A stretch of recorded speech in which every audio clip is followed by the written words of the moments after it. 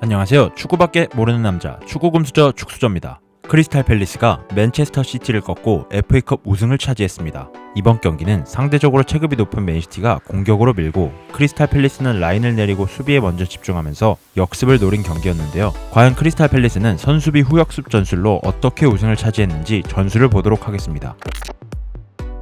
양팀 포메이션부터 확인해 보겠습니다. 크리스탈 팰리스는 수비에 중점을 둔 5-4-1 포메이션, 맨시티는 4-2-3-1 포메이션을 사용했습니다. 대부분의 장면에서 맨시티가 하프라인까지 전진하고 크리스탈 팰리스는 라인을 많이 내리고 수비를 두텁게 하며 원사이드한 경기가 펼쳐졌습니다.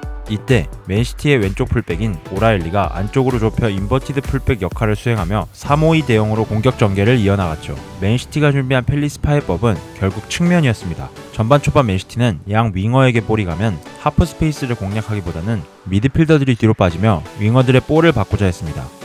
하지만 이 전술은 잘 먹혀들지 않았죠. 그 이유가 바로 팰리스가 사용한 수비시 수적 우위입니다.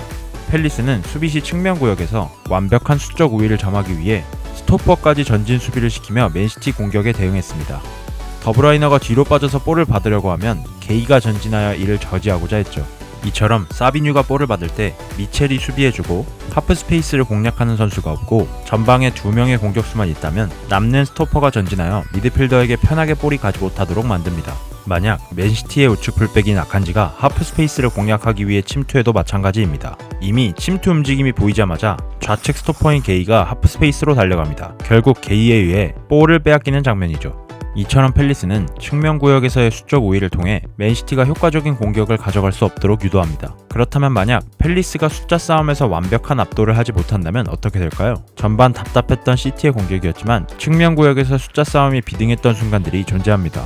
우측에서 사비뉴와 더브라이너의 연계, 마르무시의 가담으로 더브라이너가 크로스를 시도할 수 있는 공간이 마련되었고 이는 혼란의 위협적인 슈팅으로 이어지죠. 또한 베르나르도 실바가 PK를 얻은 장면에서도 우측에 많은 선수가 가담하며 원터치 패스로 풀어나오는 장면이 있었습니다. 하지만 대부분 맨시티 공격 장면에서는 측면에서의 골입, 하프 스페이스를 공략하는 선수의 부재로 답답한 공격이 이어졌습니다. 그렇다면 전반전 하이라이트 장면 중 하나인 팰리스의 득점 장면을 확인해볼까요?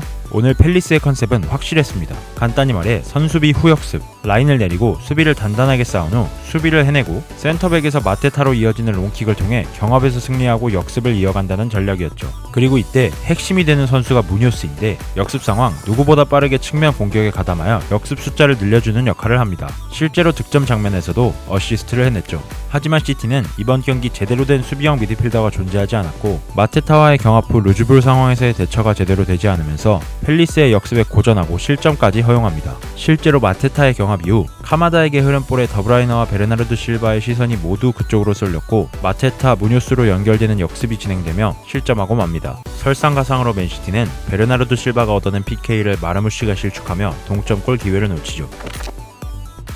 그렇다면 후반은 어땠을까요? 후반에도 맨시티의 공격은 전반과 크게 다르지 않았습니다. 약간의 차이점만 존재했죠.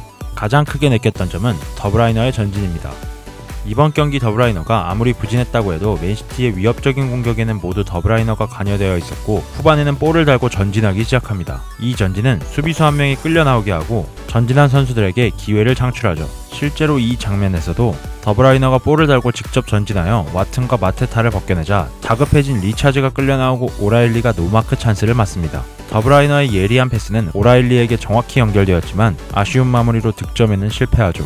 맨시티의 역습 장면에서도 마찬가지입니다. 더브라이너가 전진하자 좌측 스토퍼인 레르마가 끌려 나왔고 이는 에체베리가 단독 찬스를 가져갈 수 있는 기회를 창출합니다. 그리고 맨시티는 드디어 하프 스페이스를 활용하기 시작합니다. 하지만 일반적인 전술과는 달랐는데요. 하프 스페이스에 선수를 배치시켜 라인을 내린 스토퍼들이 함부로 뛰쳐나오지 못하도록 만들고 도쿠의 단독 돌파 혹은 뒤로 연결해 미드필더가 중거리 슛을 할 수 있는 각을 만들어줍니다. 이 장면에서도 도쿠가 볼을 잡았을 때 그바르디올이 하프 스페이스로 침투해 수비진을 박스 안에 집중시켰고 그대로 더브라이너의 슈팅 찬스로 이어지죠. 말만 들었을 때는 맨시티가 꽤 효율적으로 공격을 전개한 것 같지만 이런 장면은 정말 손에 꼽을 정도로 빈도가 적었고 단단하게 버틴 팰리스의 수비진을 뚫기는 역부족이었습니다. 더군다나 오늘 폼이 미쳤던 딘 앤더슨 골키퍼의 골문을 열기는 더더욱 쉽지 않았죠.